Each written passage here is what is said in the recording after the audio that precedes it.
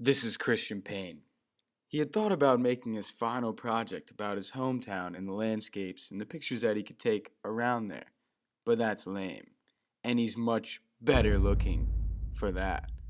So we took a couple pictures, gathered some ideas, and thought, I really need to do something American. So I'm going to show you in a unique way what I learned in class. To start off, we'll take a look at aperture and its uses in photography. Aperture is very useful. As you can see, a low aperture means that the camera lens is opened wide. A low aperture will create the image to be brighter, and it also creates for a less blurry background. A high aperture is just the opposite. In other words, aperture is cool. Aperture is very important, and for most of these shots that you'll see today, they are in low aperture. In class, we even learned how to scan images. Now, let's talk about something a little more important: lighting. Lighting is very useful, especially when taking ab pictures. It can really show off different parts of the body depending on the lighting that you use.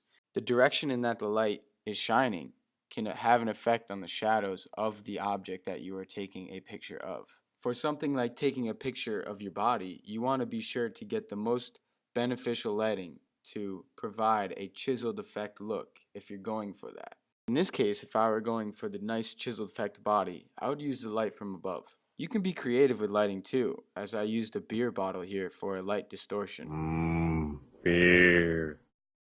Now we're about to take a look at some colors to make your stuff really look poppin'. I'm going to use thin pieces of tissue paper and tape them over my light to add a colored effect to the lighting. In this case, you can see that the yellow and the green are very similar in color, but when you compare them to the normal one, they are different.